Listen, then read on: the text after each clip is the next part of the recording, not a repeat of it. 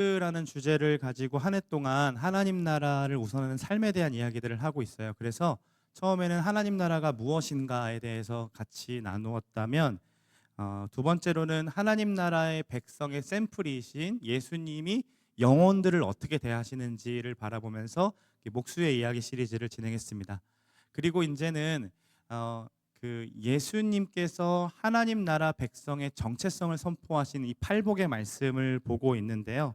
오늘은 화평케 하는 자는 복이 있나니 그들이 하나님의 아들, 그들 하나님의 자녀라 일컬음을 받을 것이다 라는 이 말씀 한 절을 나누려고 합니다. 이 화평케 하는 자라는 말은 피스메이커라는 건데요.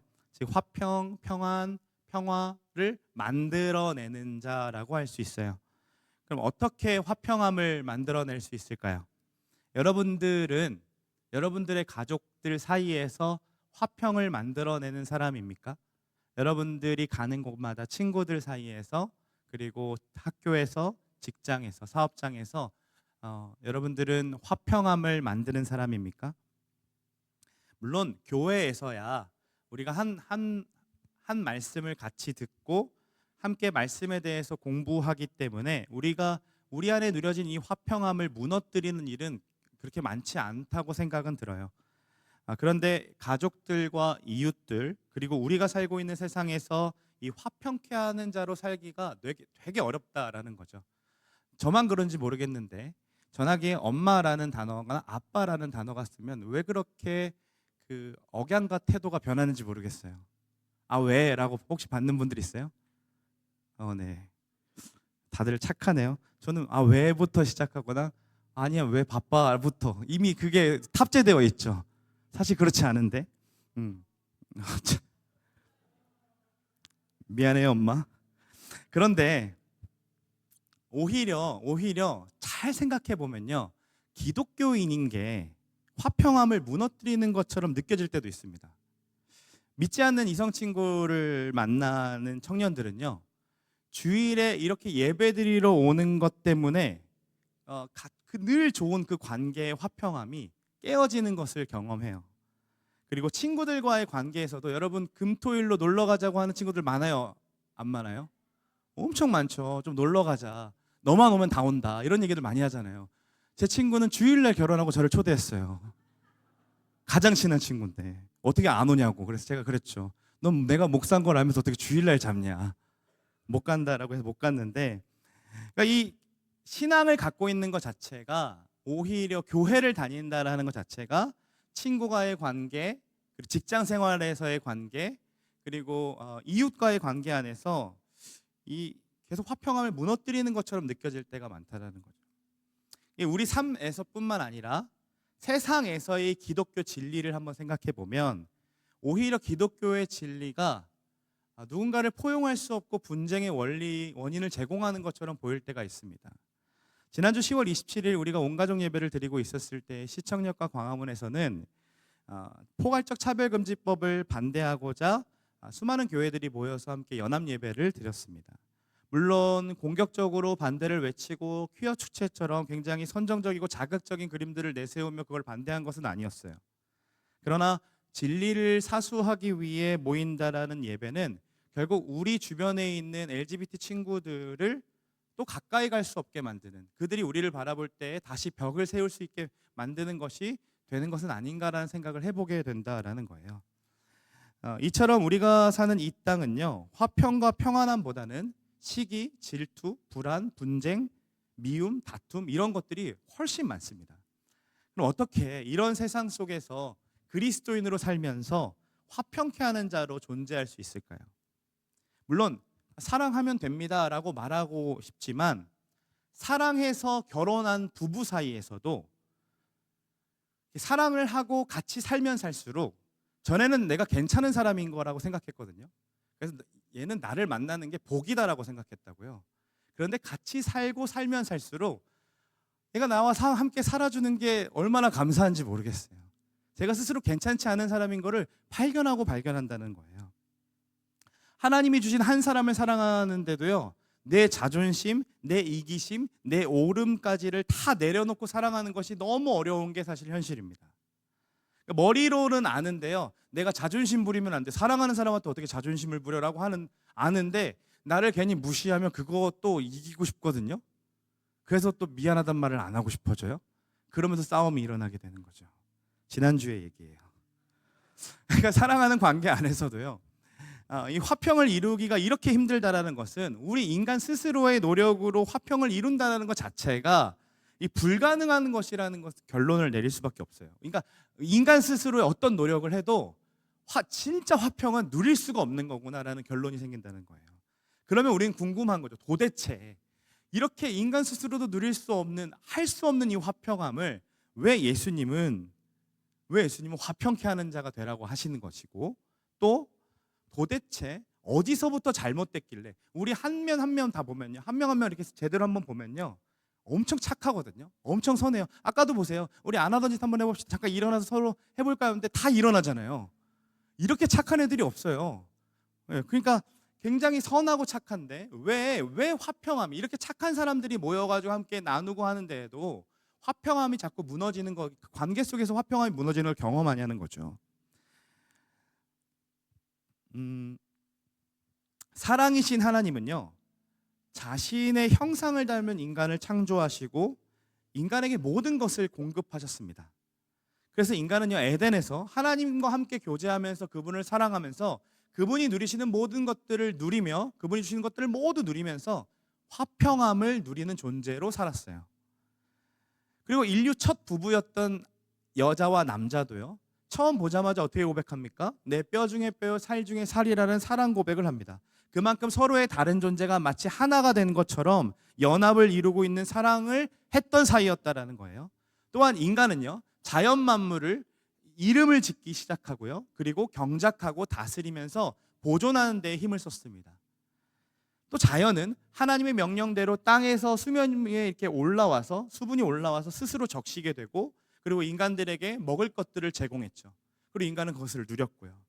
또 인간은 하나님의 형상을 닮은 존재로 땅의 흙과 하나님의 생기가 합쳐져서 생명된 존재로서 자신의 삶을 가장 큰 행복이라 생각하고 진짜 화평을 누리는 사람이었어요. 자연과의 관계, 스스로의 관계, 그리고 부부와의 관계, 하나님과의 관계, 이 모든 관계에서 화평함을 누릴 수 있었던 것이 바로 창조 질서 안에서 있는 인간이 누리던 화평함이었습니다.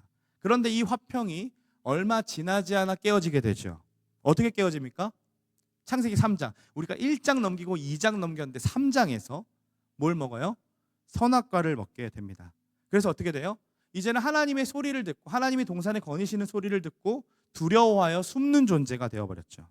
우리 안에 하나님을 신뢰하지 못하고 화평을 누리지 못하는 이유를 한번 생각해 보세요. 여러분들이 신앙생활을 하면서 하나님과의 관계 속에서 화평을 누리지 못하는 이유를 한번 생각해 보시면 다 인간의 죄 때문이거나 혹은 하나님을 두려워하기 시작하기 때문이에요.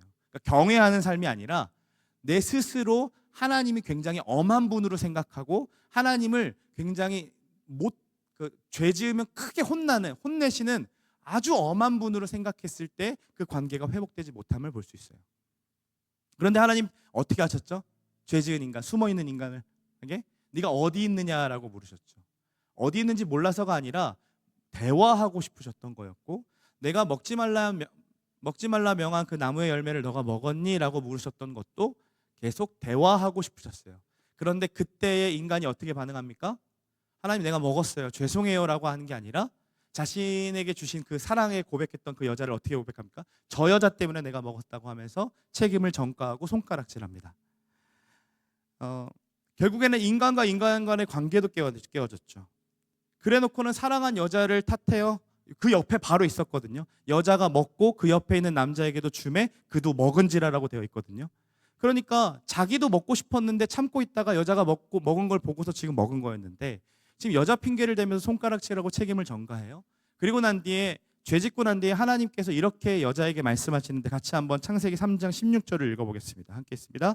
너는 남편을 원하고 남편은 너를 다스릴 것이니라. 이게 무슨 얘기냐면요, 여자도 남편을 원하고 남편도 여자를 원한다는 동일한 단어인데요, 그러니까 여자도 남자 위에 쓰고 싶어하고 남자도 여자 위에 쓰고 싶어 한다는 거예요. 늘 섬기고 늘 사랑으로 세워졌던 그 관계가 이제는 서로 우위를 점하고 싶어 한다라는 거죠. 자, 보세요 여러분.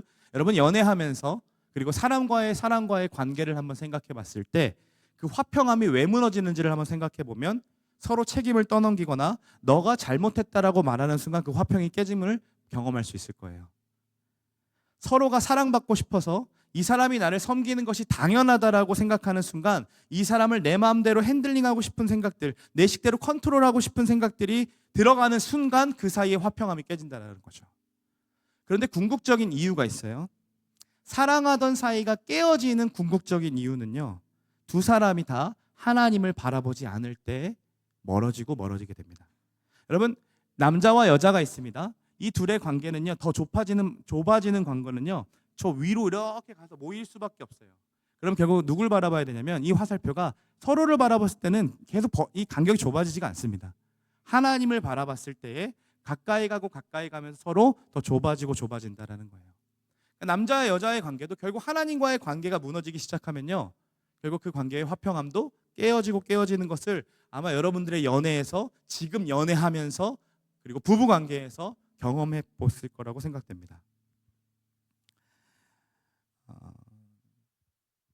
또 죄로 인해서 자연과의 관계도 무너졌죠. 사람의 죄로 인해 자연은 저주를 받아서요, 이제 엉겅퀴를 내기 시작했고요.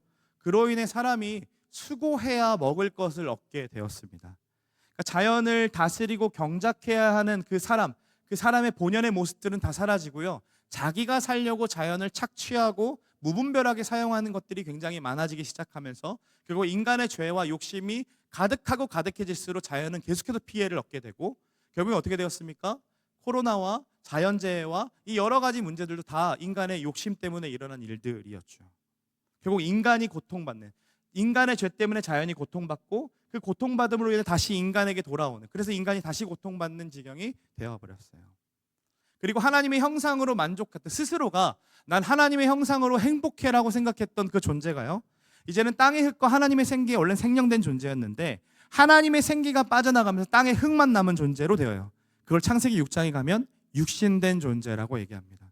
결국 하나님의 영이 더 이상 살지 않게 된 육신된 존재로 받게 됐고 그 빈자리가 뻥 뚫려 있기 때문에 그 자리에 무언가를 계속해서 채우려고 한다는 거죠.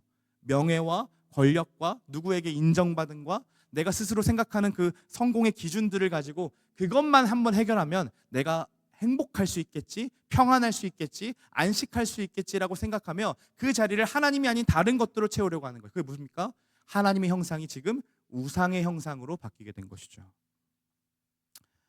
기하급수적으로 우리나라는 발전했어요. 굉장히 살기 좋은 나라가 되었거든요. 그런데 사람들은요, 정신적으로 더 힘들어졌습니다. 영혼은 더더욱이 파괴되었고요. 채우고 싶어도 채워지지 않으니까 이제는 마약을 의존할 수밖에 없는 지경에 이르렀어요. 하나님이 우리에게 주셨던 모든 관계 속에 누리는 행복, 화목, 평안, 화평, 이 영원한 생명, 이러한 모든 것들, 안식, 이런 것들은요, 인간의 탐욕과 하나님의 말씀을 무시했던 그 행동들이 결국 어떻게 만듭니까? 불행과 불화와 고통과 저주와 분쟁과 전쟁과 영원한 죽음을 이르게 만든다는 거죠. 어디서도 화목함을 찾을 수 없는, 그저 이걸 가지면 나는 평안할 수 있을 거야, 내가 이렇게 살면 평안할 수 있을 거야, 이러한 메시지에 늘 속아서 거기에 매말려가지고 그거를 쫓아가다가 그저 거짓 평안만 되뇌이는 삶을 산다는 거예요. 우리는요, 스스로 깨어져 버리고 어그러져 버린 이 화평을 다시 회복할 수 없기 때문에요, 인자하시고 자비로우신 하나님은요, 스스로 이 일을 해결하고자 하셨습니다. 물론 무한하시고 영원하신 사랑으로 하나님은 인류의 모든 죄를 죄 없다 하실 수 있는 능력의 하나님이셨어요. 그러나 그분은 무한하시고 영원한 거룩하심을 그리고 공의로우심을 가진 분이시기에 반드시 죄를 심판하셔야만 했죠. 하나님의 딜레마였죠. 너무 사랑하지만 그 죄를 죄 없다 할 수 없기 때문에 심판해야만 하는 그 딜레마에 누가 앞장서십니까? 우리 주 예수 그리스도께서 앞장서십니다. 하나밖에 없는 아들 성자 하나님께서 인간의 몸을 입고 이 땅 가운데 오신다라는 거예요. 이게 어느 정도인지 감이 안 오지 않아요? 왜냐면 우리는 지금 이게 너무 많이 들어서 뭐야 또 뻔한 소리 하네라고 생각하면서 듣고 있는 친구들도 있을 것이고, 이거 자체가 굉장히 하나님께서 우리를 사랑하시면 당연한 거라고 생각하는데요. 여러분 한번 생각해 보시면 어느 누구도요, 자신이 누리던 것들을 다 포기하고 자신에게 잘못한 사람, 원수들의 형편을 이해하고 공감하고 아니 용납하고자 그와 같은 처지가 되려고 하는 사람들은 없습니다.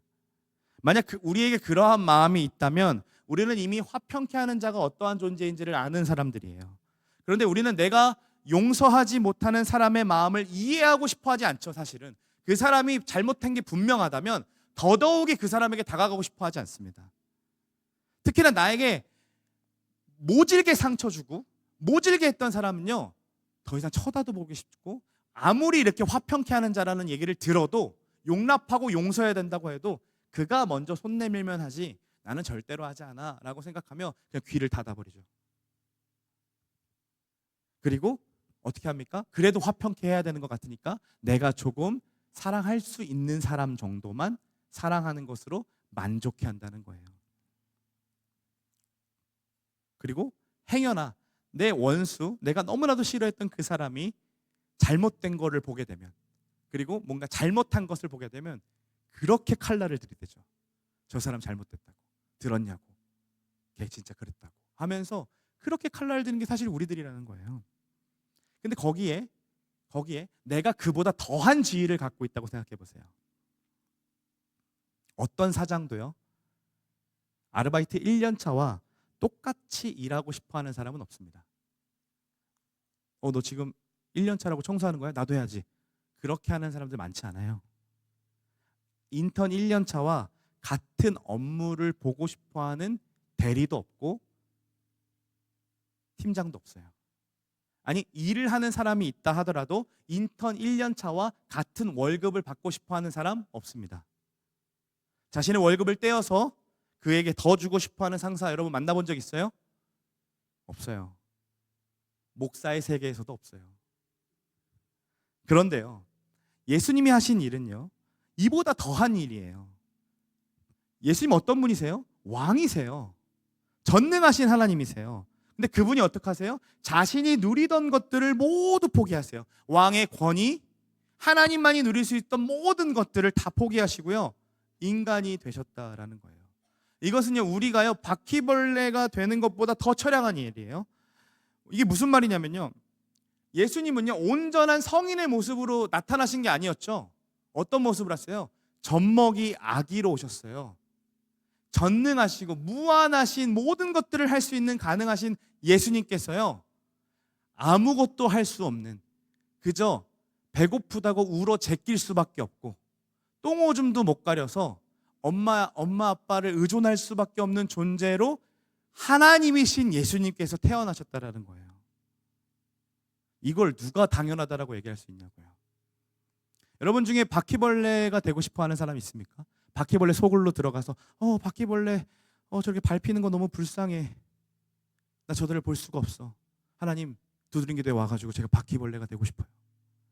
그래서 바퀴벌레 알로 태어나면서 그 엄마 따라다니면서 밤에는 활동하다가 불이 켜질 때 사라지는 방법들을 배우고 음식을 어느 정도 가져와야 먹을 수 있고 이런 것들을 배우는 사람들이 있습니까? 배우고 싶어하는 사람? 그렇게 되고 아무도 없잖아요. 그 더러운 속으로 들어간다고 생각해 보세요. 온몸이 바퀴벌레를 덮는 그 상상을 한번 해보시라고요.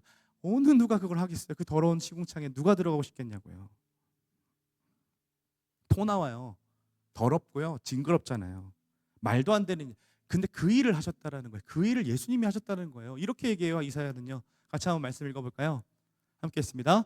이는 한 아기가 우리에게 낳고 한 아들을 우리에게 주신 바 되었는데 그의 어깨에는 정사를 메었고 그의 이름은 기묘자라 모사라 전능하신 하나님이라 영존하시는 아버지라 평강의 왕이라 할 것임이라. 여러분, 한 아기를 우리에게 주셨습니다. 당신의 하나밖에 없는 아들을 우리에게 주신 바 되었는데요, 그가 어떤 분이라고 얘기하는 거예요?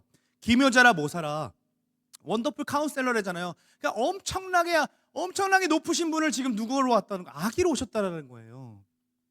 전능하신 하나님이요, 평강의 왕이신 분이요, 영존하시는 아버지, 영원토록 존재하셨던 그 아버지께서 시간과 공간의 제약을 받으시고 자기 몸 하나 누릴 뭐 할 수 없는 그 아기의 몸을 가지고 오셨다라는 거예요. 왜요 도대체? 왜 이렇게 하셨냐고요?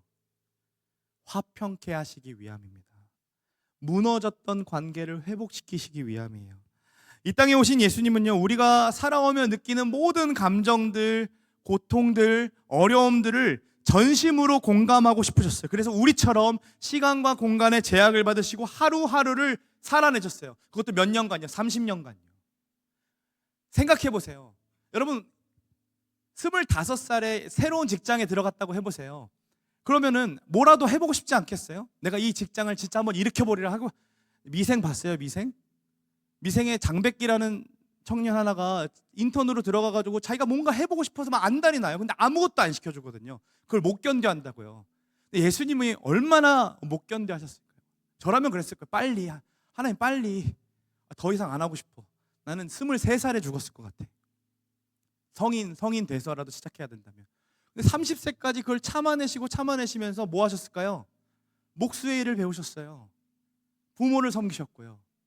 그리고 이웃들을 섬겼겠죠. 한 청년으로서. 그리고 3년 동안 공생의 사역을 시작했을 때 제자들과 함께 다니시면 뭐 하십니까? 예수님 뭐 하셨습니까? 환자 치료하시고요, 귀신을 쫓아내시고요, 죽은 자를 살아가시고요, 배고프다니까 떡을 주셨어요. 올타임 야근, 무보수, 치료하는 의사. 매일 그렇게 인류를 섬기셨습니다. 온 힘을 다하셨던 예수님은요, 스스로 뭐라고 하시냐면요, 머리 둘 곳이 없다 나는, 이렇게 얘기합니다. 그런데요, 그분께서요, 도대체 왜 이렇게 하시지? 이 정도 하시면 되는 거 아닌가라고 생각했을 때 예수님 뭐라고 하시냐면 이렇게 말씀하세요. 인자가 온 것은 섬김을 받으려 함이 아니라 도리어 섬기려 하고 자기 목숨을 많은 사람의 대속물로 주려 함이라. 예수님의 섬김은요, 그저 자신의 시간과 에너지를 사용하여서 누군가의 육체와 마음을 살피는 정도가 아니라 어디까지 섬기겠다라고 말씀하시는 거예요? 자기 목숨을 대속물로 내어주시겠다라는 것이 예수님의 섬김의 끝이었어요. 여러분, 이게 말이 됩니까? 도무지 이해할 수가 없는 행동이죠. 왜 이렇게까지 하는 거예요? 존귀하시고 영화로우시고 어느 것보다 아름다우시고 뛰어나신 하나님께서 왜 이렇게까지 낮아지십니까? 바울은 그 이유를 이렇게 골로새서 말씀에 이렇게 얘기하고 있습니다. 같이 한번 읽어보겠습니다. 그는 십자가의 피로 화평을 이루사 만물 곧 땅에 있는 것들이나 하늘에 있는 것들이 그로 말미암아 자기와 화목하게 되기를 기뻐하심이라. 전에 악한 행실로 멀리 떠나 마음으로 원수가 되었던 너희를 이제는 그의 육체의 죽음으로 말미암아 화목하게 하사 너희를 거룩하고 흠없고 책망할 것이 없는 자로 그 앞에 세우고자 하셨으니. 우리 이 말씀만 가지고 예수님이 왜 이렇게 하시는지를 대답할 수 있어요. 여러분, 왜 예수님이 이렇게까지 자기 죽음으로 우리를 섬기셨습니까? 화평을 이루시기 위함입니다. 자기와 화목되기, 하나님 아버지와 화목되기를 기뻐하시기 때문입니다. 화목하게 하사 우리를 거룩하고 흠없이 책망할 것이 없는 자로 하나님 앞에 다시 세우시기 위함이었다는 거예요. 이게 예수님의 섬김의 수준이었어요. 어느 정도 섬겨보고 반응이 안 오면 그냥 포기하는 그런 정도의 섬김이 아니라, 또 생일을 챙기고 기프티콘을 싸주고 그 정도의 섬김이 아니라는 거예요. 예수님은요, 죽으시기로 작정해요. 그 사람 한 사람을 놓고라도 예수님은 죽으시기로 작정해요. 그분의 목적은요, 다시 화평하게 하기 위함이니까요. 그리고 그 화평하게 이루는 그 모습을 너무나도 기뻐하셨기 때문이죠. 그래서 그분은요, 아기로 태어나셔서 우리의 모든 아픔을 공감하시기 위해 우리처럼 살아내시고 자기 목숨까지 내어주시면서 섬기셨습니다. 그런데 인류가 어떻게 했어요? 인류뿐만 아니라 우리도 마찬가지입니다. 우리가 어떻게 합니까? 선악과 앞에서 보였던 그 아담과 하와처럼 우리도 동일하게 반응합니다. 말씀이신 예수님 무시하며 살아가고요, 하나님을 대신해서 내가 하나님인 것처럼 스스로 심판하고자 하죠. 그래서 그에게 신성모독, 정치적 좌파 등의 온갖 프레임들을 씌워서요, 여론몰이를 통해 십자가에 매달았습니다. 그들은 자신의 권력을 지키고 싶어서 자기가 누리던 것들을 포기하고 싶지 않았기 때문에 한 33살 먹은 청년을 몰아가서 결국 나무 위에, 저주받은 존재로 몰아가야 됐기 때문에 나무 위에 매달았습니다. 그러나 예수님 어떻게 하셨습니까? 도리어 그들의 모욕과 그들의 치욕스럽게 만드는 모든 행동과 비방과 욕설을 다 감내하시면서 십자가 위에서 여전히 그들을 위해 기도하시고 중보하셨습니다. 하나님과 그들 사이에 중재자가 되기로 자처하신 우리 주님께서는 십자가 위에서도 중재자의 사명을 감당하셨다는 거예요. 그분의 성육신과 십자가의 죽으심은요, 육체적이고 정신적인 고통만이 아니라고 얘기했죠. 흑암이 찾아온 후에 예수님께서 괴로워하시면서 엘리 엘리 라마 사박단이라고 외치시는데, 나의 하나님 어찌하여 나를 버리셨나이까 라고 외치시는 그 음성을 통해 많은 신학자들은 한 번도 예수님은 하나님을 향해, 아버지를 향해 아버지라고 부르지 않은 적이 없었는데 단 십자가 위에서 이렇게 처음으로 하나님이라고 부르짖으신다라고 얘기합니다. 왜냐하면 예수님께서는 모든 인류의 죄를 다 뒤집어 쓰시고 하나님과 영원 전부터 교제했던 하나님과 이제는 분리되어감을 경험하셨기 때문이에요. 사랑의 교제를 나누셨던 아버지가 이제는 자신을 외면하시고 자신을 버리셨다는 사실이 이제는 느껴졌기 때문이죠. 그 죄로 인해 더 이상 하나님 아버지를 아버지라 부를 수 없었고, 나의 하나님 어찌하여 나를 버리셨나이까 라고 했습니다. 그래서 존 파이퍼는 이렇게 얘기해요. 존 파이퍼 목사님은 예수님 누가 죽이셨냐, 누가 죽였냐 라고 했을 때 수많은 사람들은 빌라도가 죽였다, 유대인들이 죽였다, 그 당시 종교 지도자들이었다, 제자들이었다, 우리가 죽였다라고 하는데 제일 먼저 그는 그렇게 얘기합니다. 아니다, 하나님 아버지께서 죽이셨다라고 얘기합니다. 하나님 아버지께서 죽이셨습니다. 버리셨습니다. 왜요? 다시 우리와 화평을 누리고 싶으셨기 때문입니다. 다시 우리와 에덴에서 누리셨던 그 화평, 다시 그 평화의 나라, 그 하나님 나라에서 누리고자 했던 그 화평을 우리와 누리고 싶으셨기 때문에 그는 하나밖에 없는 아들을 우리에게 보내주셨고, 그 아들을 십자가에 매달으셨으며 그 아들의 외침을 철저하게 외면하셨습니다. 우리 예수님 또한 자신이 누리고 있던 모든 화평함을 다 깨어부시고 죄를 모르던 이에게 죄가 뒤집혀졌고 사랑만 누리던 아버지에게 버림받으셨고 죽음이 타당하지 않는 이에게 죽음이라는 심판을 내리셨던 걸 마땅히 여기셨습니다. 당연시 여겼습니다. 예수님 죽으신 지 3일 만에 부활하셨죠. 죽음의 위협을 받아 불안에 떨고 있는 제자들을 찾아가셨고요. 그리고 가장 먼저 하신 말씀이 무엇인지 아세요? 요한복음 20장에 나와요. 너희에게 평강이 있을지어다. 부활하신 예수님께서 왜 그들에게 평강을 제일 먼저 선포하셨을까요?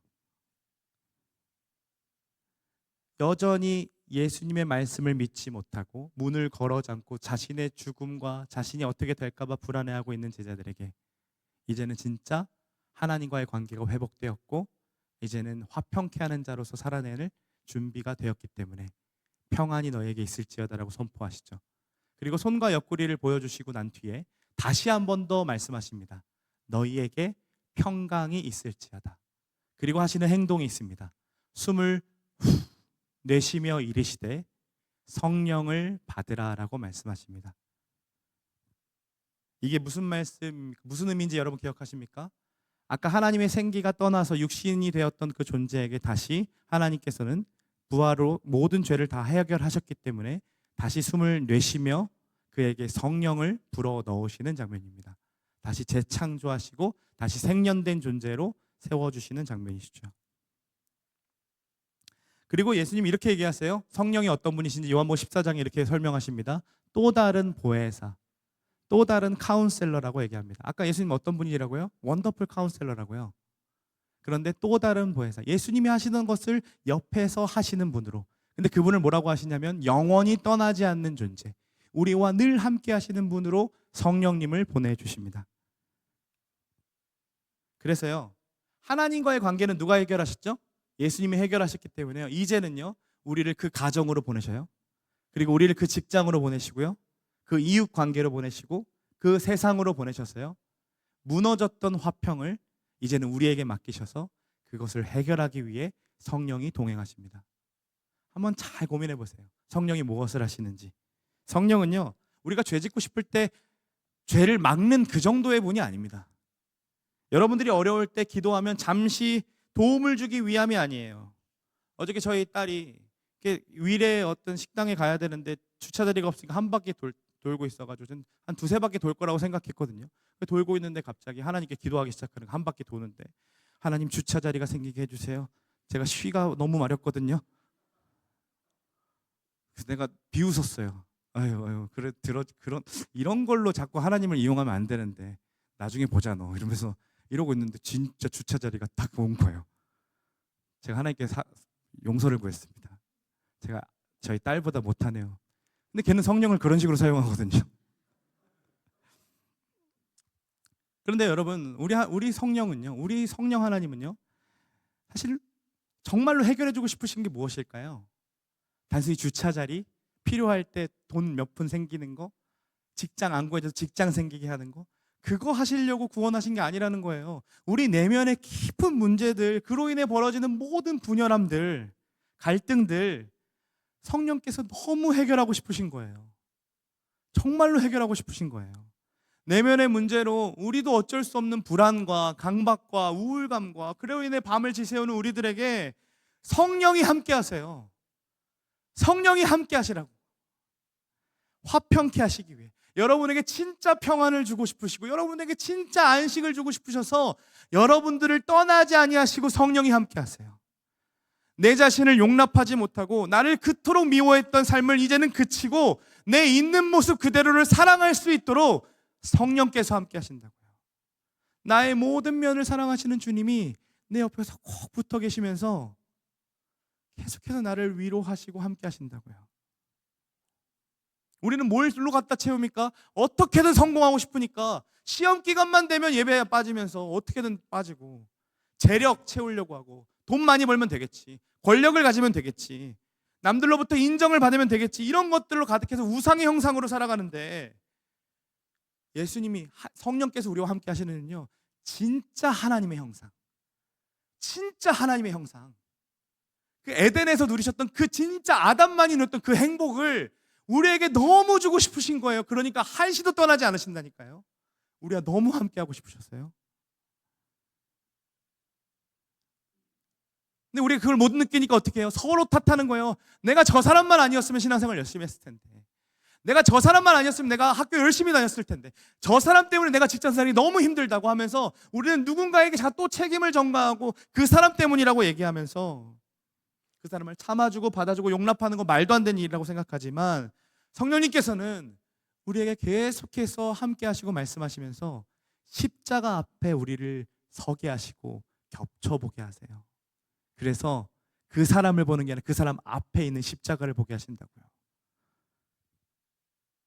그리고 십자가 앞에서 나를 위해, 나 같은 죄인, 하나님을 멸시하고 하나님을 모른 척하고 살았던 나 같은 이 원수를 위해 이 땅 가운데 성육신 하시고 십자가에 못 박히신 예수님을 다시 기억하게 하세요. 왜요?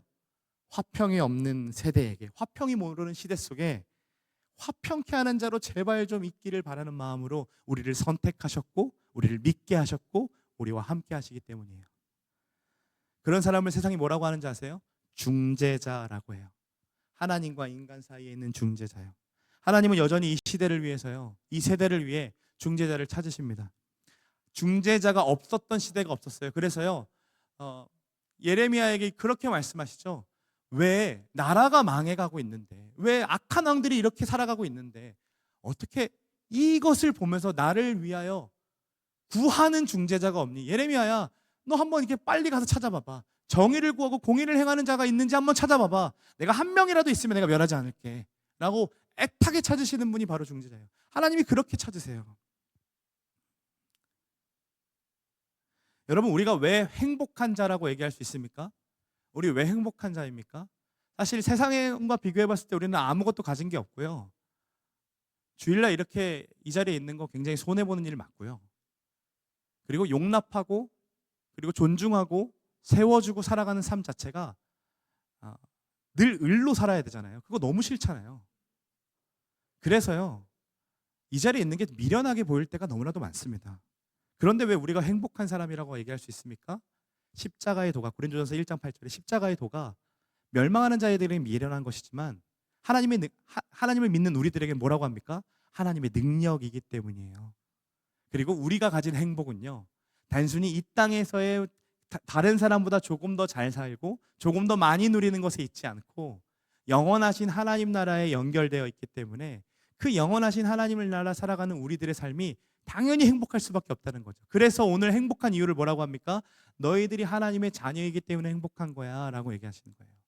확평케 하는 자들은 행복해. 왜냐하면 너희들은 이미 하나님의 자녀이기 때문이야 라고 오늘 말씀하시는 거예요. 택하시고 이끄시며 날 자녀라 하시는 그 하나님의 음성, 성령께서 들려주시는 그 음성을 매번 누리는 그 삶이 진짜 복된 존재고 진짜 행복한 사람이라고 말씀하시는 거죠. 여러분, 하나님 사랑하세요? 여러분, 예수님 사랑하세요? 여러분, 사랑하면요 닮을 수밖에 없어요. 닮아갈 수밖에 없어요. 그분이 하신 말, 그분이 하신 일, 그분의 생각 닮아갈 수밖에 없다라는 거예요. 우리는 내 삶에서 화평케 하는 말, 화평케 하는 일들을 보면서 하나님은요 기뻐하고 기뻐하세요. 왜냐하면 나를 닮았으니까요. 당신을 닮은 존재로 내가 그렇게 살아내는 것을 보시며 기뻐하신다고요. 바울은요 빌립보 교회에게 그리고 여러 세대를 지나서 우리들에게요 이 말씀을 얘기하셨어요. 아니죠, 바울을 통해 하나님께서 우리에게 이 말씀을 남겨주셨어요. 같이 한번 읽어볼게요. 빌립보서 2장 5절에서 8절 말씀입니다. 함께 있습니다. 너희 안에 이 마음을 품으라. 곧 그리스도 예수의 마음이니 그는 근본 하나님의 본체시나 하나님과 동등됨을 취할 것으로 여기지 아니하시고 오히려 자기를 비워 종의 형체를 가지사 사람들과 같이 되셨고 사람의 모양으로 나타나사 자기를 낮추시고 죽기까지 복종하셨으니 곧 십자가에 죽으심이라. 여러분, 우리는요 여기까지 가야 해요.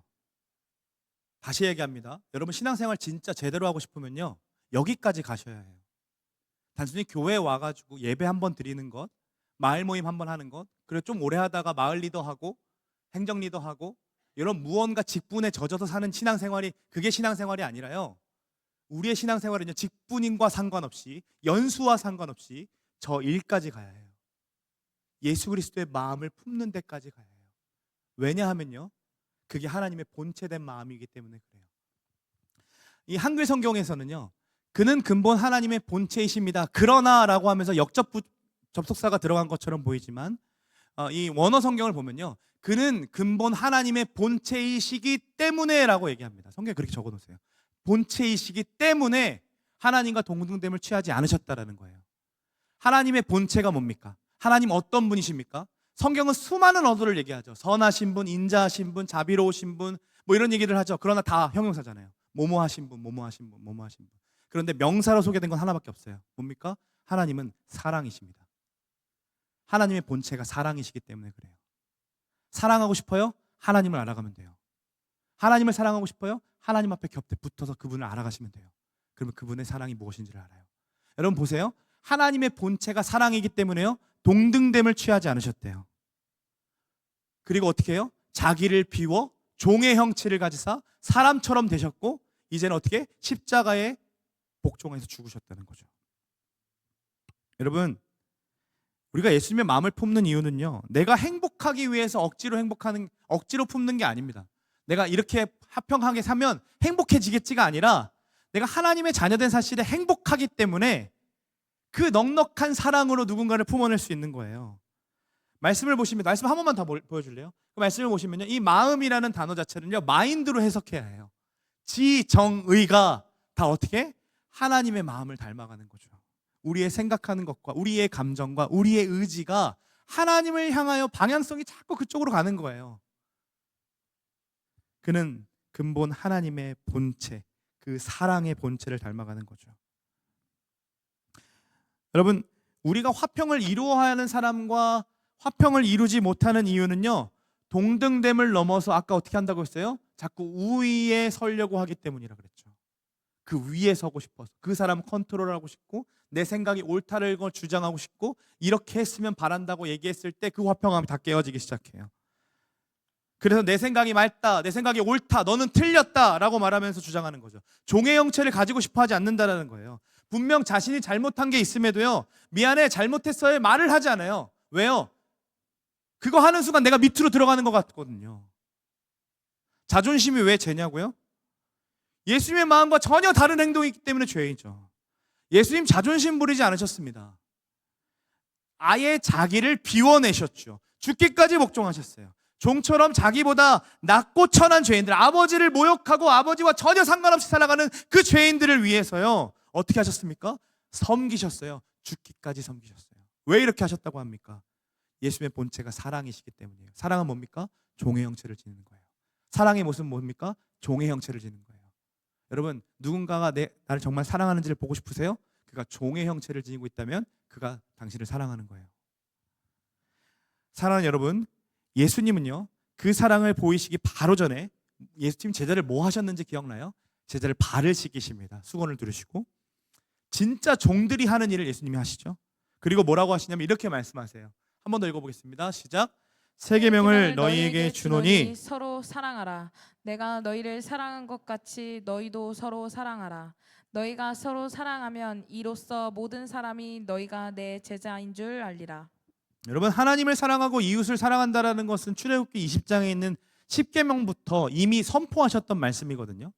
그런데 하나님 사랑하는 건 당연하고 이웃을 사랑하고 너희 서로 사랑하는 건 이웃을 사랑하라는 건데 왜 새 계명이라고 하셨을까요? 왜 새 계명이라고 하셨을까요? 저 조항이 들어가 있기 때문에 그렇습니다. 뭡니까? 내가 너희를 사랑한 것 같이. 이전에 출애굽 당시에 율법으로 받았던 하나님 사랑과 이웃 사랑은요, 그 방법을 모르기 때문에 자기 열심으로 가득 채웠습니다. 그러다 보니까 이 사람보다 더 열심히 해야지라고 하면 율법의 모든 조항들을 더하고 더해서 오히려 이웃을 옥매는 것이 되어버렸어요. 이웃을 제대로 사랑할 수가 없었죠. 그런데 예수님이 오셔서 진짜 사랑을 보이시는데 뭐냐면 섬김 받아야 되는 그 자리에서 자기 모든 것들을 포기하시고 어떻게 하세요? 발을 씻기세요. 그리고 섬기시면서 나중에 뭘 보이세요? 죽으십니다. 그리고 예수님 우리에게 뭘 제시하세요? 그 새 계명을 너희에게 준대요.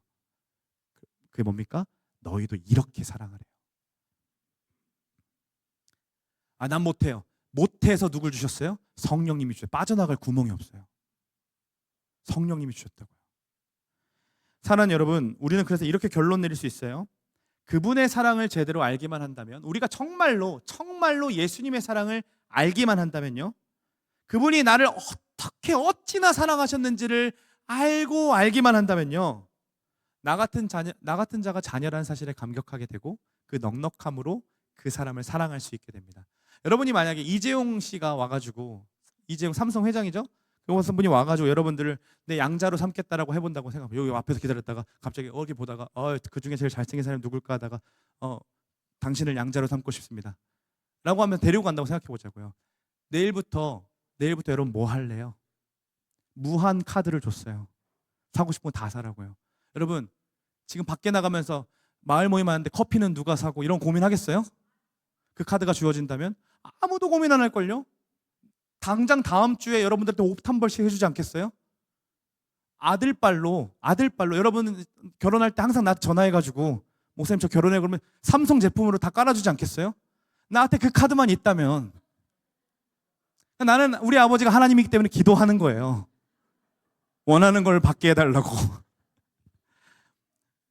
여러분, 근데 우리는 뭐에 자꾸, 우리 하나님이 그렇게 우리를 사랑하셨는데 우리는 자꾸 어디에 매달려? 자기 인정, 자기 결핍, 다 거기에 매달려가지고요, 그 조그만한 거 인정해주지 않으면 그렇게 화를 내고 그렇게 못 참아하고 그렇게 등 돌리고 그 화평을 다 깨부셔요. 왜요? 내 자존심 때문에요. 내 이기심 때문에요. 제가요, 안식월 동안 미국에 다녀왔어요. 마지막 주는 이제 아내랑 아이가 컨디션이 안 좋아서, 주일인데 컨디션이 안 좋아서 저 혼자 이제 예배를 드리러 갈 수밖에 없어가지고 굉장히 신났어요. 왜냐면 아이랑 함께 예배 드린다는 건 너무 어려운 일이에요, 사실. 그래서 혼자 이제 예배를 드리러 가는데 어디로 갔냐면, 우리 비전 트립 친구들도 갔다 왔는데 저기 브루클린이라는 흑인 마을이었어요. 거기에 있는 태버너클 처치라는 데를 갔다 왔어요. 혼자 이제 가가지고 앞자리를 앉아서 이제 앉아 있는데 얼마나 이제 그 설레고, 이런 자리, 이런 데거든요. 설레고 막 기대도 되고, 근데 또 내가 이렇게 하나님 앞에 서본 적이 있었는가 생각도 들어서 그냥 앉아서 막 묵상하고 앉아 있는데 옆에 이제 누가 이제 앉을 거 아니에요. 그 나를 이렇게 보면 이제 나도 이제 그걸 느끼잖아요. 누가 이제 옆에 앉으면 이제 어떻게 해야 되나 이게 준비하고 있잖아요. 나는 뭐라고 해야 되지? 영어도 안 되는데 그러면서. 근데 그분들이 하시는 얘기가 다 어느 하나 빠짐없이 How are you bro? 이렇게 얘기해요. 여러분 영어 시간에 뭐라고 배웠어요? 처음 만난 사람과 인사할 때 어떻게 배워요? How do you도 아니에요? 처음 만난 사람과 How are you today? 뭐 하든지, 그치? 근데 나한테 정말로 마치 어제 만난 것처럼, 지난주에 만난 것처럼 브로라는 호칭을 쳐줬어요. 나를 브로래. 나를 형제래. 그래가지고 내가 너무 기쁜 거예요. 그래서 막 이제 악수하고요. 앞에 앉이건 뒤에 앉이건 옆에 앉이건 상관없이. 그래서 그러고 앉아 있는데 이제 찬양 막 하고 앉아 있는데 아까 한 것처럼 1분 시간 이렇게 교제를 하기 시작하는데 막 서로 막 돌아다녀요. 또 내가 또 그런 거 너무 싫어하거든요. 그래서 여기 지금 새가족분들 있지만 새가족들이 일으킬 적 제가 안 하잖아요. 그거 자체가 너무 힘들 거라는 생각이 드는 거죠. 다음에 안 올 것 같아서. 근데 갑자기 그러시는 거예요. 목사님 나오셔서 오늘 처음 온 사람이 일어나 보라고. 그래서 또 나중에 만약에 내가 여기서 안 일어나면 나중에 내가 진짜 그렇게 해야 될 상황에 못 하겠다 싶어서 일어났어요. 그런데 막 이제 한 10% 정도가 일어났어요. 저쪽에 한국인들도 보이고 뭐 이렇게 보이더라고요. 일어났는데 갑자기 옆에 있던 흑인 아줌마가 너 처음 왔어? 그러면서 막 갑자기 너를 끌어안아주는 게 이 정도 아니라 이렇게 팍 끌어안아줘가지고 제가 이렇게 팍 안겼어요. 그리고 찬양 기가 막혀요. 그리고 목사님 말씀 진짜 빨라요. 하나도 안 들려요. 한 30% 알아들었어요. 그런데 제가 갔다 오고 난 뒤에 제 마음속에 깊이 남았던 건 뭔지 아세요? 바로 저 환대였어요. 환대. 그 환대가요. 그분들은 너무나도 쉽게 얘기하는 브로라는 호칭, 형제 자매라는 호칭, 그리고 나를 언제나 봤던 것처럼 대해주는 것, 그리고 그러지 않아도 되는데 그렇게 할 필요 없는데 뒤돌아 악수하고 끌어안아주는 그 행동들, 그 환대가요. 내가 하나님 안에서 우리는 한 가족이라는 공동체 의식을 불어넣어 주었어요. 그리고 외롭게 예배하는 게 아니라 함께 예배한다는 인식을 주셨어요. 여러분, 우리 성남제일교회 청년연합교구는 환대의 공동체입니까? 많은 친구들이 물론 이제 대부분 저를 찾아와서 얘기하는 친구들은 그런 얘기밖에 안 하는데 목사님, 저희 교회는 사랑이 없는 것 같아요 라는 얘기들을 많이 해요. 사랑이 넘치는 교회 같은 얘기들 좀 많이 들려주세요. 저한테도 와서. 그런 친구들 와서 얘기할 때 그때마다 제가 제일 먼저 하는 얘기는 미안하다라고 얘기해요. 왜냐하면 목사인 제게에서 사랑을 못 느꼈기 때문에, 그래서 사랑이 없는 공동체로 인식할 수 있겠다는 생각 때문에 미안하다라고 얘기합니다. 그리고 또 부탁하는 말이 있어요. 너가 먼저 환대의 사람이 좀 되어주면 안 되겠냐고. 너가 알고 있는 그 사랑이 없는 공동체라고 얘기하는 그 그림이 있으니까 그게 없다고 얘기하는 거잖아요. 그러면 너가 그 그림을 아니까 우리는 잘 모를 수 있으니까 그 환대를, 그 그림을 좀 그려주면 안 되겠니라고 부탁합니다. 사랑하는 여러분, 샬롬의 공동체를 여러분 경험하고 싶지 않으십니까? 부탁합니다. 여러분 스스로가 샬롬의 사람이 되시면 됩니다. 예수님의 십자가에 먼저 감격하고 그 십자가 앞에서 나를 해석하고 내 무너졌던 관계들을 회복하고 그렇게 화평을 갈망하고 살아간다면 여러분들을 통해 하나님께서 화평을 이루어 가실 줄을 믿습니다. 한 주 또 우리는 일상으로 또 살아갈 거예요. 화평이 없는 시대로 살아갑니다. 분쟁이 많은 그 자리에 우리를 하나님께서 왜 두셨을까요? 왜 우리를 그 가정에, 왜 우리를 그 직장에, 왜 우리를 그 사업장에, 그리고 그 학교에, 그 이웃들에게 두셨을까요? 화평을 모르는 이들에게, 그리스도 사랑을 먼저 하는 우리들에게 그들을 향해 진짜 화평의 맛이 무엇인지 알려달라고, 제발 좀 알려달라고 예수님이 대신 예수님 죽으시고 올라가셨기 때문에 대신 살아달라고 보내주신 생명입니다. 여러분 부탁합니다. 우리의 입술이 화평을 아는 자의 입술이 되기를 소망합니다. 웃자고 자꾸 서로 깎아내리는 얘기들 말고 진짜 화평을 아는 자답게 말하고 행동하는 우리 되기를 소망합니다. 그래서 우리의 말과 우리의 생각과 우리의 모든 행동을 통해 아, 저게 하나님 자녀구나, 저게 예수님인 거구나 라는 것을 보이고 보일 수 있는 우리가 되기를 소망합니다. 우리 같이 일어서서 이렇게 고백할까요?